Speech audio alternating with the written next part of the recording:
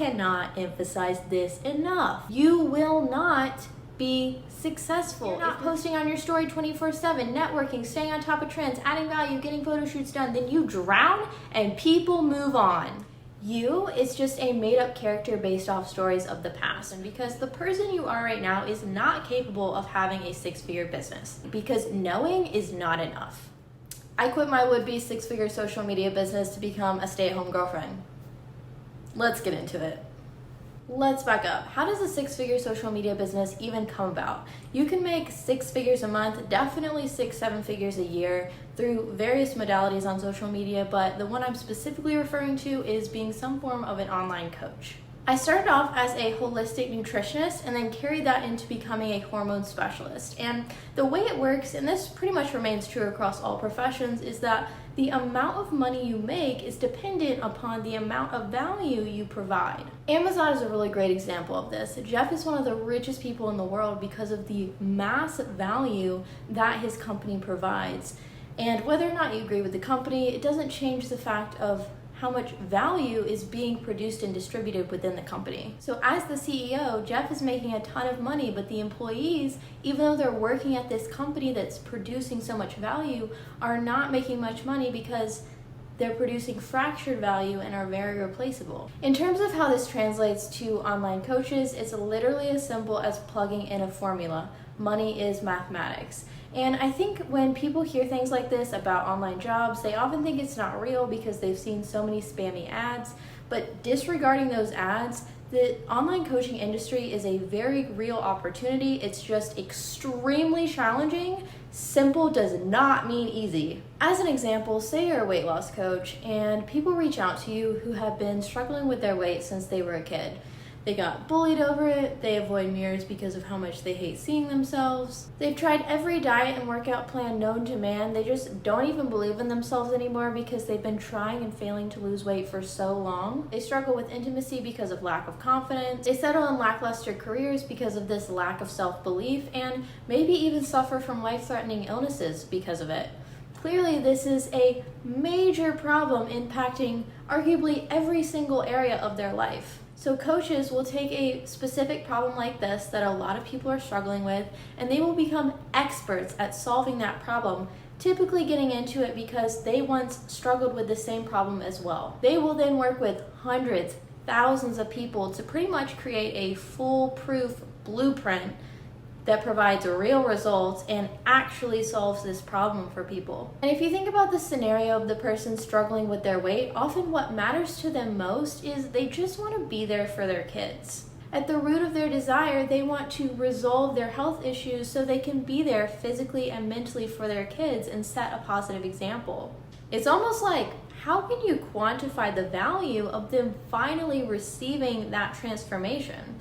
And that's basically the how behind making 6 to 7 figures as an online coach. If you have a major problem that you want to solve and someone has solved that exact problem for thousands of people and can pretty much guarantee the same for you, it's like, that's a worthwhile investment, and you're going to do whatever it takes to figure out how to work with this person and change your life. So with all that being said, that sounds pretty great. So why did I quit? Well, I do have to give credit where credit is due because it is a great job. In fact, it's way beyond. It is a dream job. And I'm not making this video with the intent of belittling how phenomenal of a career this can be, but as someone who has spent 30 grand out of pocket working directly with the top business mentor in the industry, I know the ins and outs. We can all see how great the life of an influencer is, which is basically the same as a coach, but being a coach is actually better because influencers make a lot less money than most people think they do. No offense to influencers, this isn't always the case, but often it is, and the business that they have is nothing but a hot mess. In contrast, the lifestyle of a coach, more financial freedom, still kind of are an influencer because of personal branding. Many have large followings, not always, and you definitely don't have to. I actually had a friend with less than 1,000 followers still hitting 15K months. And lastly, you often get to make more of an impact because the big differentiating factor between influencers and coaches is that influencers are very general, whereas coaches are very niched. Because like I said, they're specialized in solving a very specific problem. So as a result, they're helping people on a much deeper level, not just because of the specialized knowledge, but also for offering a one-on-one container or group space for intimate support and transformation. Whereas, not to make a joke out of this, but influencers usually provide merch. We can all see how great of a career this can be, but what I don't really see being shown or discussed is the other side of it, which brings me back to, again, why I walked away from this career. And it really boiled down to I was 1,000,000% burnt out. I had nothing left to give. I just got so tired of social media, and when I leave social media, I don't miss it at all. And that's kind of the cool thing about YouTube, and the only reason why I'm still on this platform is because it's a pretty standalone platform in that it's very evergreen and searchable. A video gets uploaded and 10 years later someone could put in a search and that video could still pop up.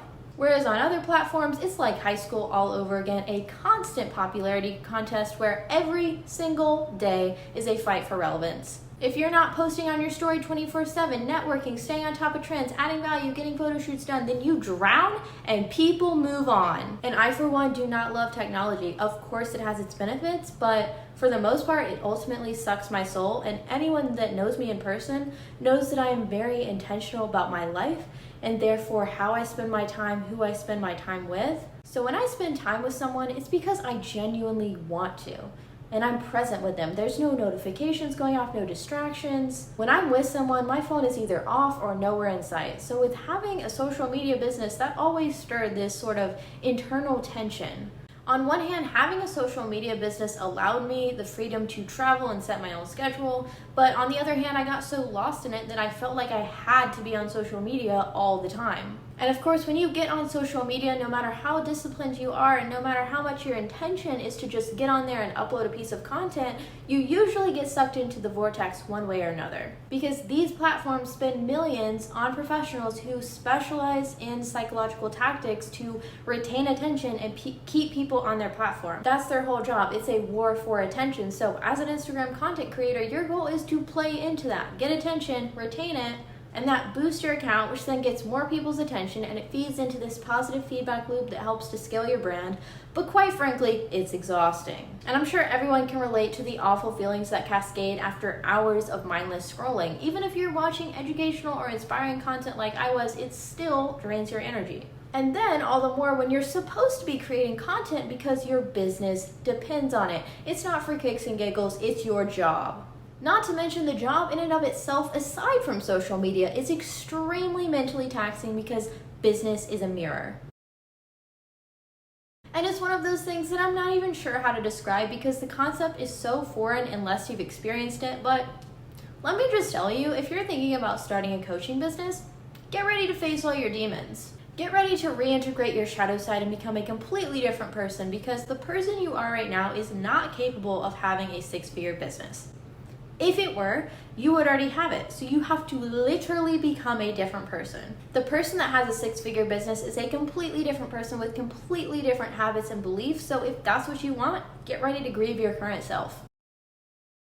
You is just a made-up character based off stories of the past. We are whoever we decide to be. So again, if this is your path, just get ready to have all of your inner wounds and traumas reflected back to you from your clients. Oh, and get ready to face all those limiting beliefs about money and imposter syndrome because you best believe those are coming in hot. I mean, and look, those things aren't bad. It's fantastic to have such a potent reflection for personal development, but I cannot emphasize this enough. It's a lot, and people will tell you that, but you don't realize it. You cannot conceptualize it until you're actually in it. If it were just as easy as making a course, which isn't even that easy, but at least it makes your job easier in the long run, that would be fine, but it's not. Because the job of a coach, the most important job, is to get your clients to do the things they've been trying to get themselves to do for potentially decades. It's not usually about information, it's more so about application.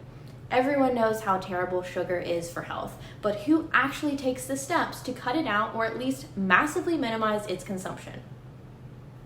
Exactly, because knowing is not enough. Which means in order to provide your clients with the full transformation, it's critical to understand psychology and an extensive variety of coaching techniques that work with different personality types. That's why coaches are so valuable, because we are experts at getting people to do the things they can't otherwise get themselves to do. But then there's the cherry on top, the hardest part of all, which is getting clients in the first place.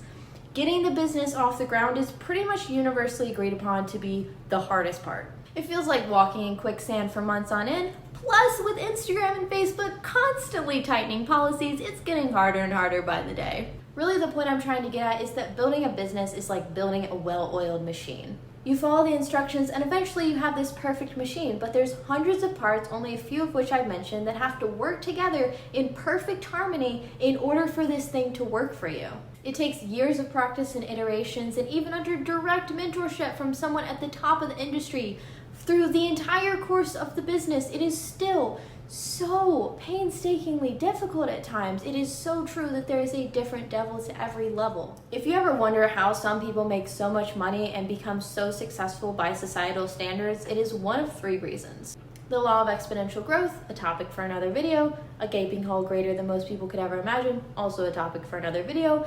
And third, this is the most important one, and if there is anything you take away from this video, let it be this. The most successful entrepreneurs reach their success not through consistency or the grind, but because they are obsessed. They love what they do. They live and breathe it. They would die for it. This is what most people simply never understand. They see these successful people and they want to be like them, so they try to start a business and they don't enjoy it, and they don't understand that they'll never be successful if they don't absolutely love it or have this major gaping hole where they have no other choice but to run a company for their sanity. If you want to learn more about that, I will leave a book recommendation down below, but these are the kind of things that people who are obsessed and in love with their business say. The mentor that I worked with would say that if they had to live in a closet for the rest of their life, as long as they had their laptop for work, they would be totally happy. And a mentor of theirs said that they only take a vacation because it benefits their cognitive capacities for the company. And they did finally make the decision to take a day off of work every week to spend with their spouse, but they are dying to get back to work the next day because they love it that much. They live and breathe their company, which is fine, but if you don't, you will not be successful if you're trying to make 7 figures plus and work your way up as an entrepreneur. And by the way, obsession is not a bad word. It is not a bad thing. It is a necessity for creating a major business. Every accommodation that we get to enjoy today, cars, planes, electricity, you name it, is all because someone was obsessed with their craft and creating solutions to world's problems. That's why they reached the success they did, and that's really why I left coaching. Because I was never able to get where I wanted to go, because ultimately I just didn't love it like that. All the problems I mentioned wouldn't be problems to someone that loves this path. And after years of doing this, I finally just realized that this is not meant for me, at least not right now. None of this is to say that I hate coaching and would never do it again, because there is truly nothing like the impact that you get to have and the transformations that you get to facilitate in people's lives. It is beyond description, and those transformations was what kept me in the game for so long. It's what kept me fighting for so long. But for right now, I'm taking a much needed pause, and yes, that means being a stay-at-home girlfriend, but it feels so right, and I have been loving every second of it. Life's a trip. Cheers to the journey, and if you want to follow along mine, you know where to find me. Back to your regular programming. I am over it.